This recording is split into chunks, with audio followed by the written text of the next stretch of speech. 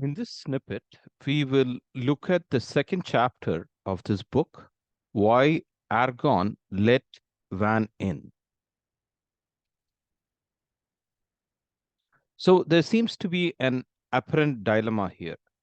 US is competing with China, so why did they let the competition look into Argonne National Lab? Okay, so that's a question one should try to understand. So if you look at the situation at that time when Dr. Van Gang was visiting Argonne National Lab, neither the US nor China was leader in batteries. So the general hope was that both were in a position to learn from each other. Okay, so that was one of the prime reason for mutual interactions. So why was the battery race, okay, or battle, as some people put it, so important in those times? So in 2008, US and the world was recovering from a major financial meltdown. Earlier, in early 2000, there was a dot-com bubble, okay, so which really had great consequence for the economy. So both were,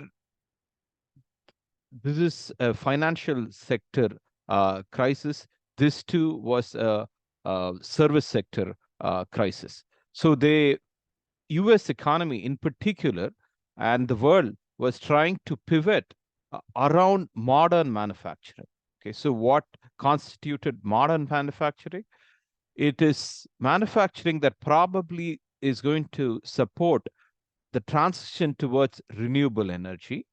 In this case, batteries are going to be a significant component of manufacturing supporting renewable energy transition. So batteries are to be used in electric vehicles, and the transportation sector has a huge potential for nucleating new industrial behemoths like General Electric and so on. Okay, so as you can see, the rise of Tesla attests to the fact that how much the market share of electric vehicles in the overall economy. So electric vehicles are pollution free if they are charged from renewable energy.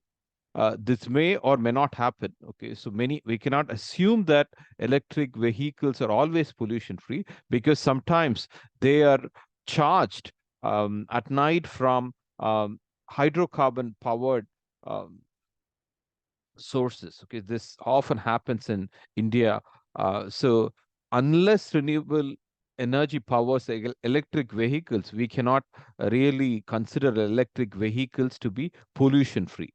Supposing they are powered by hydrocarbon, that is typically coal or natural gas powered uh, power plants. Okay, so if they're powered from power plants run by coal or natural gas, one way to look at the situation is that at least the pollution is at the source. Okay, so one of the main issues with pollution control is separation. Once the pollutants are at the in the atmosphere, in general atmosphere, how do you separate the pollutants from air is a grand separation engineering problem.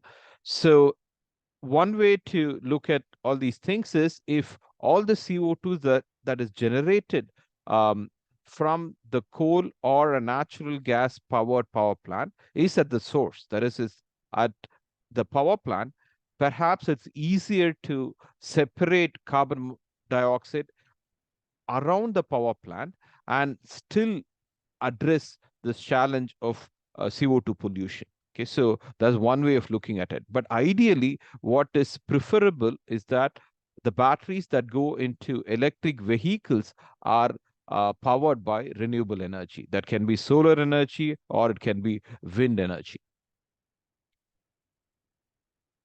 So these are all projections that there's going to be a huge market for batteries and electric vehicles, and we're going to have very large new companies that's going to significantly contribute to the new modern economy. So, but there's a caveat. Okay, so the projections are really great. Okay, positive. However, it's hard to project on a market for which the products did not exist. Okay, so we know about batteries, but the batteries have been powerful for smaller applications like that of a laptop or a cell phone. However, batteries for electric vehicles, that product did not really exist. Okay, so in early 2000s, so despite all the great projections, whether the the scenario would become a reality was still we're still not sure about this. So it's very important to sieve out the hype from reality. Okay, so typically times in time you would know whether the hype is going to become a reality, but many a times we cannot wait for so long to invest in a particular direction. So we should have a reasonable judgment, and any of these directions involve certain amount of risk, um, and so on. So there is also two the ways in which the US was approaching batteries for electric vehicles was different from the way Chinese were approaching batteries for electric vehicles. The Argonne National Law patent and technology was surrounded was around this kind of electrode material, NMC. This electrode material had greater performance, okay, but it has other disadvantage. It has cobalt and nickel. Cobalt is especially challenging element. I will talk about this in a bit.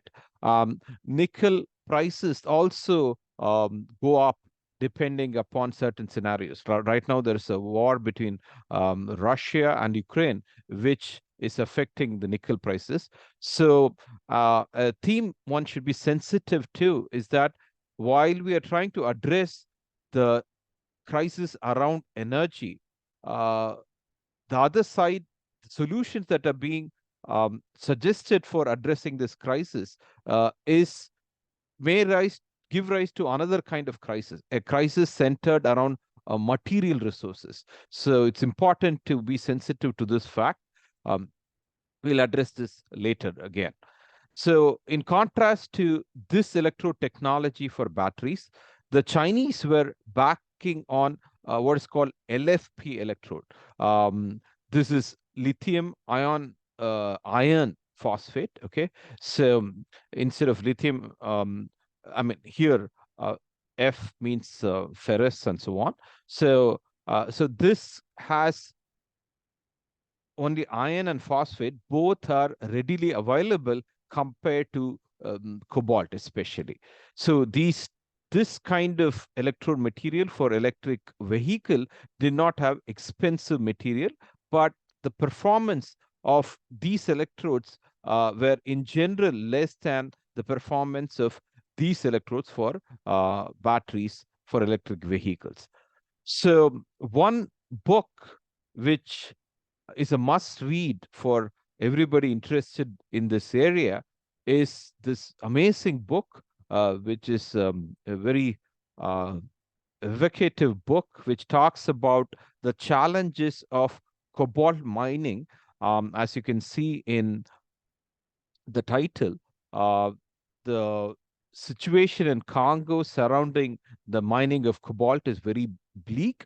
So theme which one should be sensitive to is that while we are trying to address all the energy crisis via renewable energy solution, the material cost, the cost of mining, the stress on water is in general higher.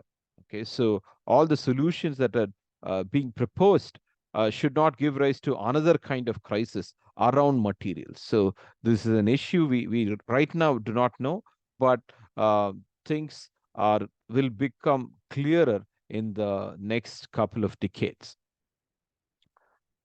So this is similar to when biofuels were being proposed. Okay, so many a times the proposed biofuels were competing with crops.